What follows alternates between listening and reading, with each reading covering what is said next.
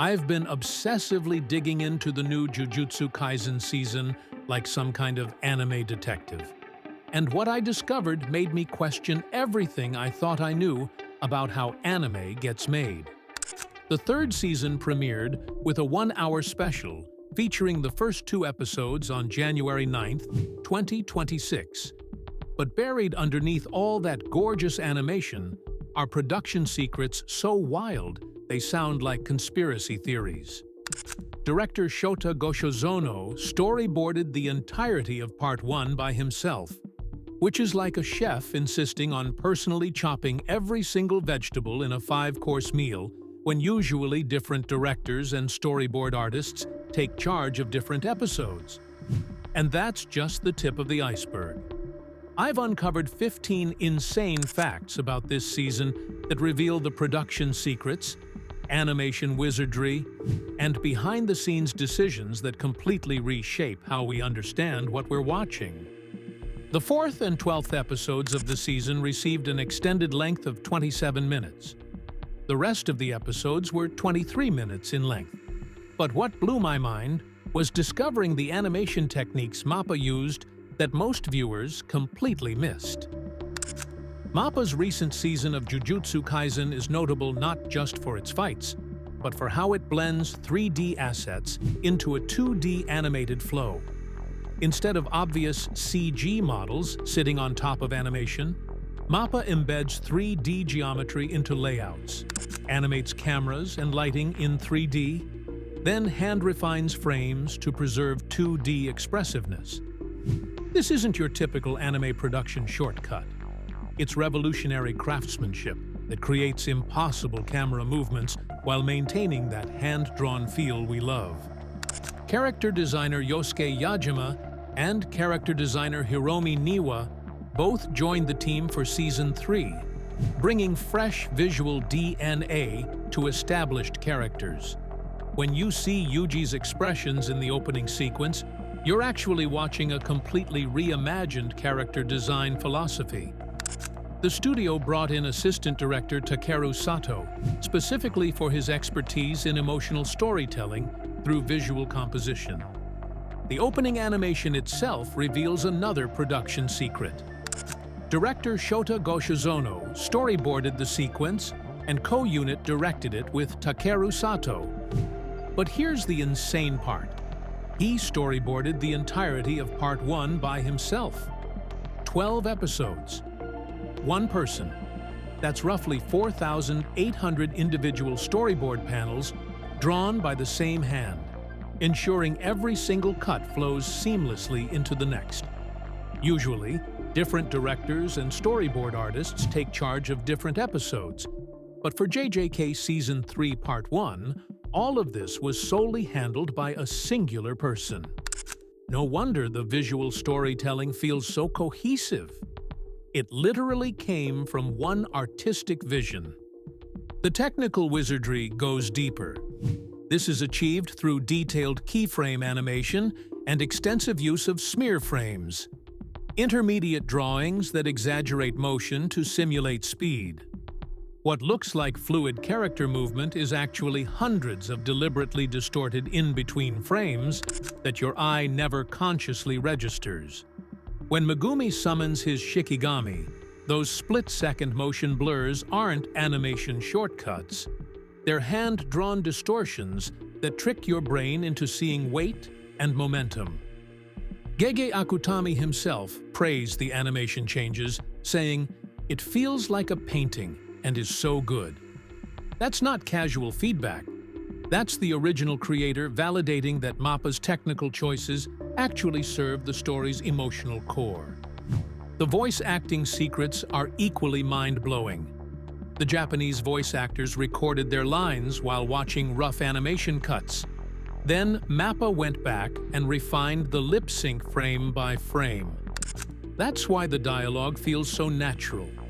The animation was literally built around the vocal performances. This isn't simply a technical stunt.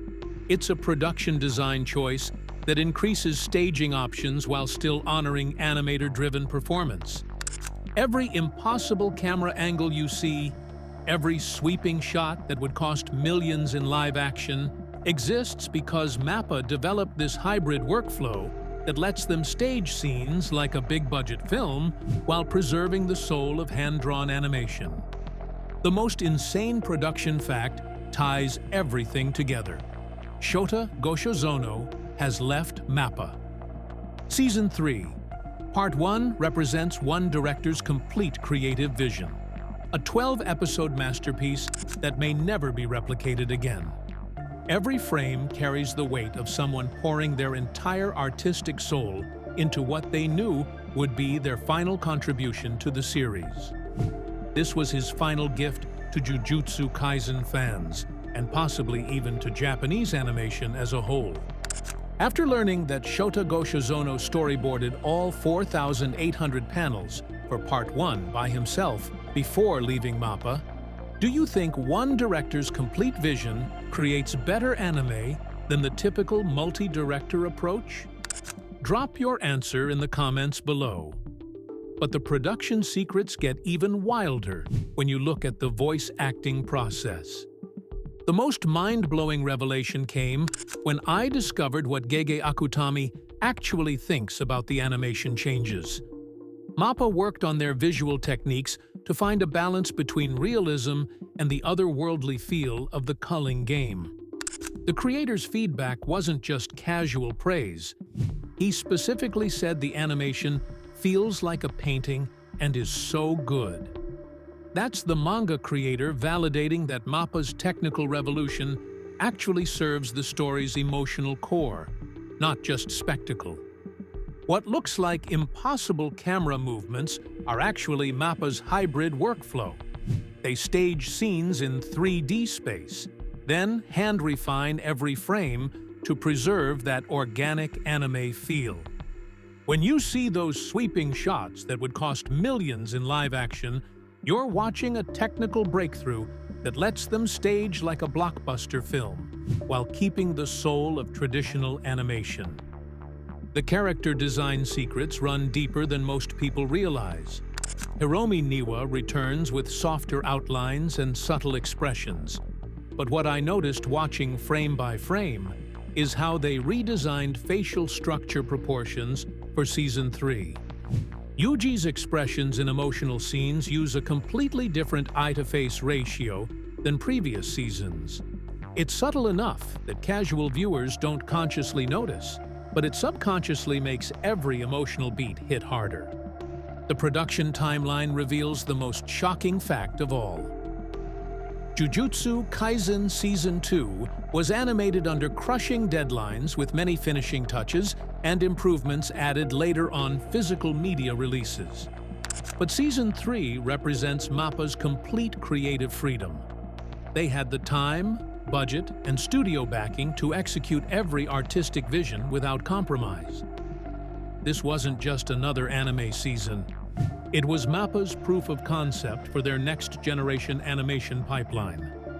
The voice acting process reveals another layer most viewers missed entirely. The Japanese voice actors didn't just record lines, they performed while watching rough animation cuts.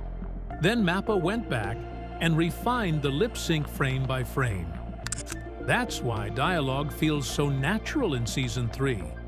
The animation was literally built around vocal performances instead of forcing actors to match predetermined mouth movements. Every technical innovation, every artistic choice, every production decision was testing ground for how anime can evolve. The techniques MAPPA developed for Season 3 are already being applied to future projects.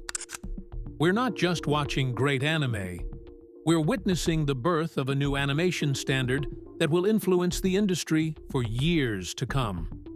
Every impossible camera angle, every seamless 3D integration, every emotionally perfect character expression represents a technical breakthrough that started with one director's complete artistic vision for 12 episodes of Jujutsu Kaisen. Subscribe for more anime deep dives. I'm breaking down the storyboarding process that made this season's visual storytelling possible.